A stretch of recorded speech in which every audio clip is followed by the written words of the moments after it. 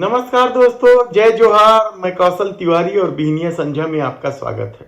देश के प्रधानमंत्री नरेंद्र मोदी के सत्ता में बने रहने का 10 साल मई में पूरा हो जाएगा, यानी 9.5 साल हो गए। इन 9.5 साल में देश के प्रधानमंत्री नरेंद्र मोदी ने जो कुछ चाहा वही किया।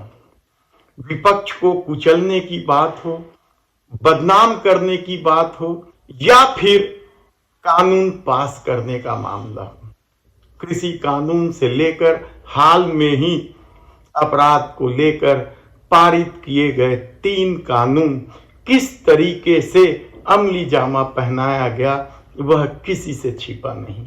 3 कृषि कानून तो राज्यसभा में बेशर्मी की सारी हदें पार करते हुए पास कराई गई, तो अपराध से जुड़े 3 कानून को पास करने में यह भी नहीं देखा गया कि संसद में 146 सदस्य नदारद है या उन्हें बाहर का रास्ता दिखा दिया गया।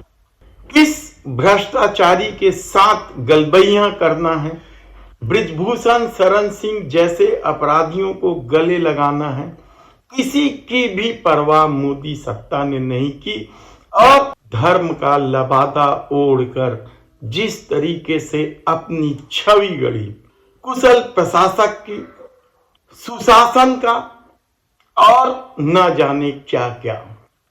लेकिन इस दौर में देश पर कर्ज 205 लाख करोड़ रुपए हो गया, लेकिन भरोसा मोदी पर कायम है। महंगाई चरम पर है, बेरोजगारी चरम पर है, विपक्ष लगातार आवाज उठाते रहा, लेकिन भरोसा कायम रहा उनके समर्थकों का और इसकी बड़ी वजह थी लाखों करोड़ों रुपए खर्च करके छवि गढ़ने की। ऐसी छवि जो मुसलमानों को फूटी आंख नहीं सुहाते हैं, ऐसी छवि जो सिर्फ धर्म और राष्ट्रवाद के साथ चलती है, जिन्हें किसी की परवाह नहीं। दरअसल बृजभूषण शरण सिंह ने जब कुश्ती संघ का चुनाव के बाद कहा था कि दबदबा है और दबदबा कायम रहेगा, तो यह नारा बृजभूषण शरण सिंह से ज्यादा देश के प्रधानमंत्री नरेंद्र मोदी पर फिट बैठता है कि दबदबा है और दबदबा कायम रहेगा।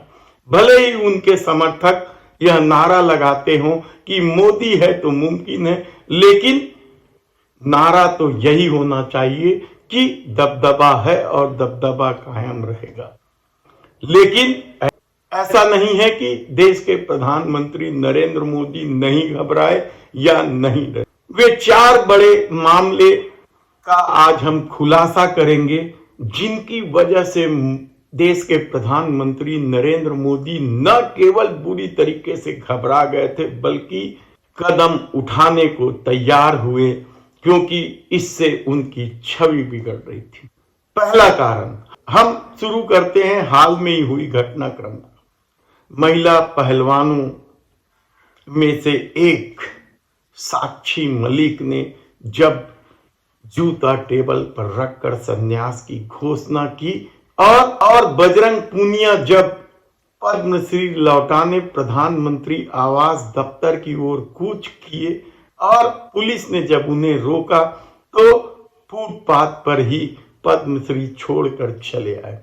इसके बाद और भी पहलवानों ने घोषणा कर दी कदम उठाने का।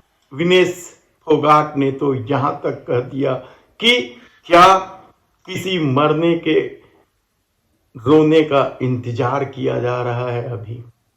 तब कहीं जाकर जब जाटों का मामला बड़ा होने लगा, जाट वोट खिसकने लगे, तब इस पर निर्णय लिया गया और प्रचारित तो यह किया गया कि देखिए कि किस तरीके से कुश्ती संघ की कार्यवाही गतिविधियां को रोक दी गई, निलंबित कर दिया गया।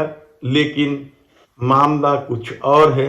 उत्तर प्रदेश में सांसदी अधिक से अधिक जीतने का मामला है और बृजभूषण सिंह किस तरीके से प्रभावी है, मामला दरअसल वो है। इसलिए जब महिला पहलवानों के मामले में जाट आंदोलन खड़ा होता दिखा तो घबराए मोदी ने यह निर्णय लिया।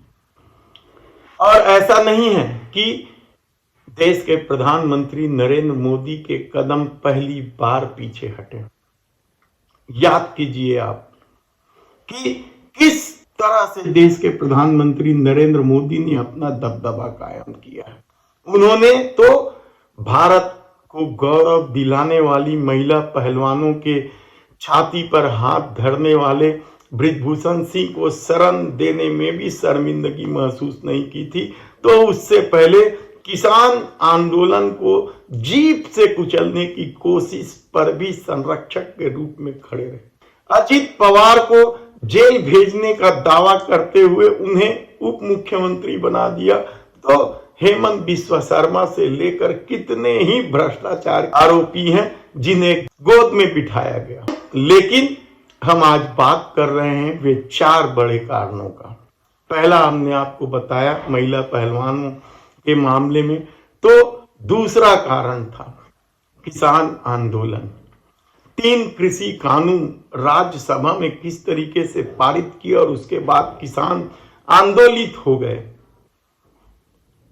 हालत ये हो गई कि उन्हें पाकिस्तानी खालिस्तानी न जाने किन किन तमगों से नवाजा जाने लगा, उनके खिलाफ विश्वमन किए जाने लगे और जब मामला के मर जाने का उठने लगा तब घबराई मोदी सरकार ने 3 कृषि कानून वापस लिए। लेकिन यह सिर्फ 2 कारण नहीं है, एक कारण हम आपको और बताते हैं जो इन दोनों घटनाक्रम के बीच घटित हुआ था और वह कारण था हिडनबर्ग की रिपोर्ट।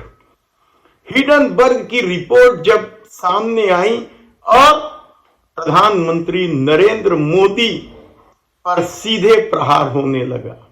गौतम अडानी और प्रधानमंत्री की तस्वीरें एक साथ छपने लगी और आरोपों का शब्दबाण जब सत्ता प्रमुख की छवि खराब करने लगी तो देश के प्रधानमंत्री नरेंद्र मोदी इतना घबरा गए कि राहुल गांधी से लेकर महुआ मोइत्रा तक क्या कुछ नहीं हुआ इस देश ने देखा।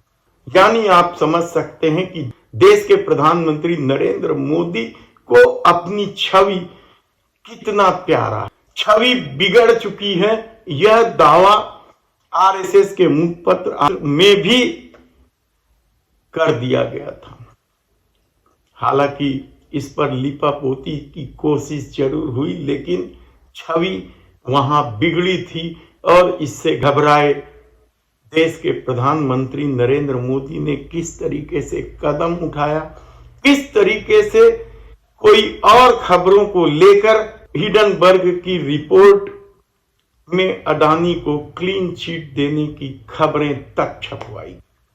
यानी इस दौर में देश के प्रधानमंत्री नरेंद्र मोदी अपनी छवि को लेकर बेहद चिंतित है और यदि आंकड़ों की बात करें, अभी पूरे आंकड़े नहीं आए हैं, हमारी टीम लगी है उन आंकड़ों को इकट्ठा करने में, लेकिन कहा जा रहा है छवि गढ़ने में 3 से 4 लाख करोड़ रुपए से भी अधिक खर्च हुए हैं इन 4.5 सालों में। और यदि पिछला 5 सालों का भी देख लें तो आप हैरान हो जाएंगे।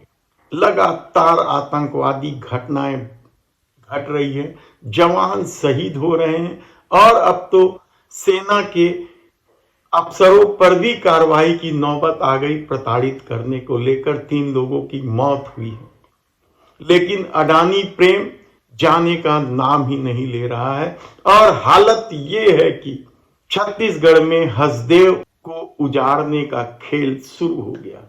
सत्ता बदली, यानी जैसे ही कांग्रेस की सरकार गई और भारतीय जनता पार्टी की सरकार आई, धड़ाधड़ हसदेव में पेड़ों की कटाई शुरू हो गई। विरोध करने वालों को नजरबंद कर दिया गया, हिरासत में ले लिया गया और सारा खेल बेधड़क चल रहा है। लेकिन आज हम बात कर रहे हैं देश के प्रधानमंत्री नरेंद्र मोदी के डर और उसके घबराने की वजह थी। आप याद कीजिए, एक महत्वपूर्ण वजह थी, वह भी छवि से जुड़ा हुआ था।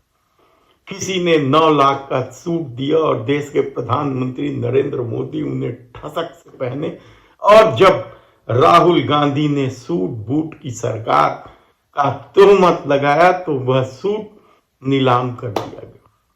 सोचिए आप कि छवि को लेकर देश के प्रधानमंत्री कितने चिंतित हैं, और यह बात इंडिया गठबंधन को समझना होगा। इंडिया गठबंधन इन दिनों सीटों के बंटवारे, गठबंधन में साथियों को की जमा चौकड़ी को लेकर चिंतित है, लेकिन मामला इससे अलग है।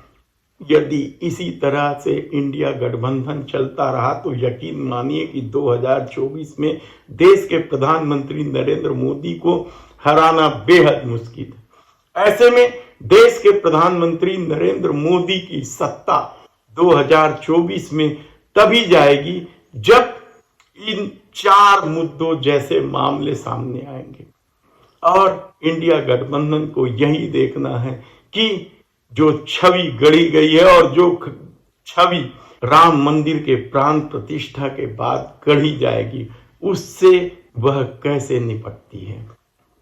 धन्यवाद।